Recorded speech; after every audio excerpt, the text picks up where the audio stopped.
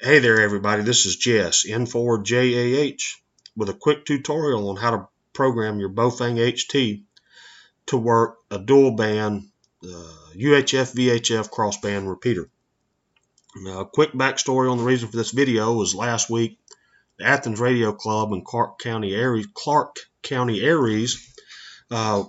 worked together to run communications for a local foot race, the Warrior 5K, also known as Josh's Run. Over the years for this race, we've figured out that Simplex nor the local 2-meter repeater provided the level of communications that we needed along the course due to different reasons, variations in terrain and elevation and the number of buildings located along the course. So this year we decided to go with a crossband repeater set up at a parking deck centrally located along the course. Keep the story short, communications went great. However, we did run into a couple of learning points during the event, and that's what brought me here today.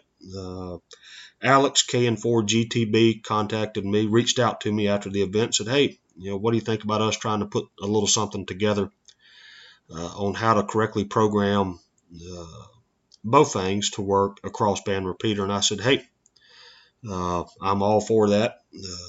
This is a hobby that I have gotten into and have received a bunch of help from a bunch of people.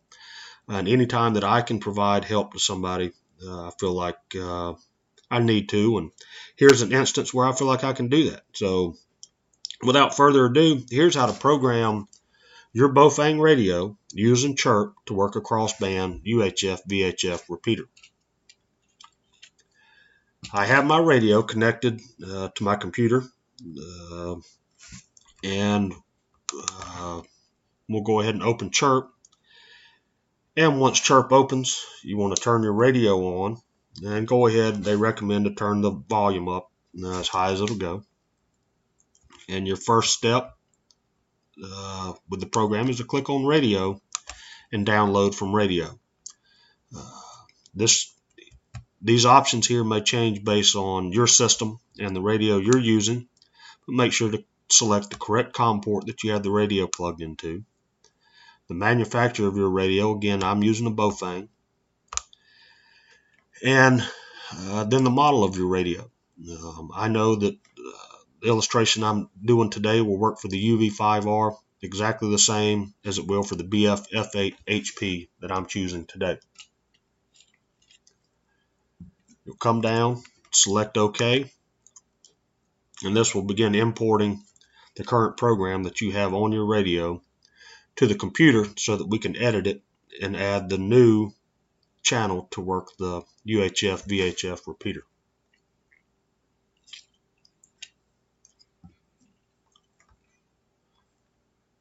So here's a list of the channels I currently have on my radio. Here we've got the local 2-meter machine KD4QHB. So we're going to go ahead and insert a new channel here for the UHF VHF crossband repeater. So I'm going to right click on the number 3, and I'm going to insert a row above it. This gives us a blank row, a blank channel at channel 3. For the event, we were using a UHF, we were using a VHF output on the repeater at a frequency of 146.550. This is the frequency that your HT will be listening on and that the repeater will be transmitting on. You can give the channel a name. We'll just call it cross here for today. And we weren't working any tone or any DTCS codes during the event. Both frequencies were wide open.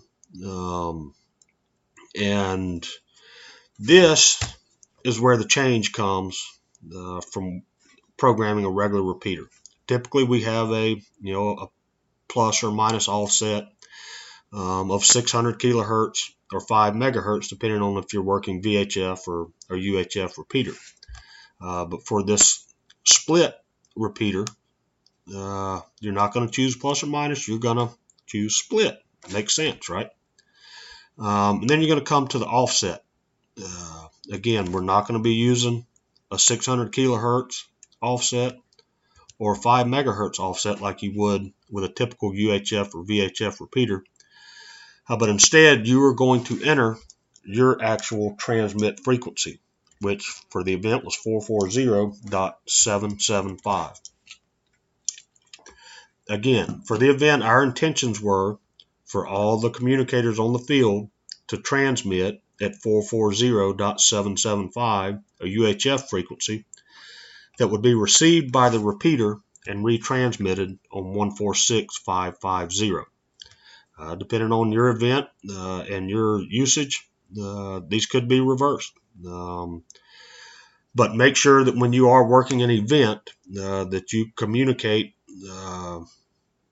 and make sure that you have got this set up correctly, and that you are working into the repeater and receiving from the repeater based on what net control has intended for that particular event. Now that we've got our receive frequency, our transmit frequency, and our split selected, hard part's over. Click on radio, upload to radio, and these three items should all be set from when you downloaded from the radio. Click on OK, and now we will write all of this information. It will contain all of your other repeaters that you originally had, plus the new channel 3 that we've just added to work the crossband repeater.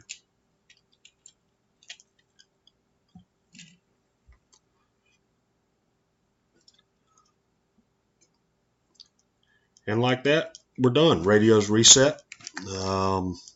I'm going through, and on channel 3, I now have a channel called cross. It's my recommendation that before you do go to your event, that you use another radio, be it your mobile radio, your base radio, another HT, but test it. Make sure that the radio you're planning on carrying to the field is in fact transmitting on 440.775, and that you can in fact receive on 146.550. If it's not, come back, have a look, and see where the issue may be. I hope that helps some of you out today. Feel free to comment below with any suggestions that you've got to help me out, because again, I'm always open for ideas and suggestions, and anytime I've got ideas and suggestions, I like to share them with those I think it may help. This is Jess, N4JAH, with how to program a Baofeng HT for crossband repeat. I'll be QRT.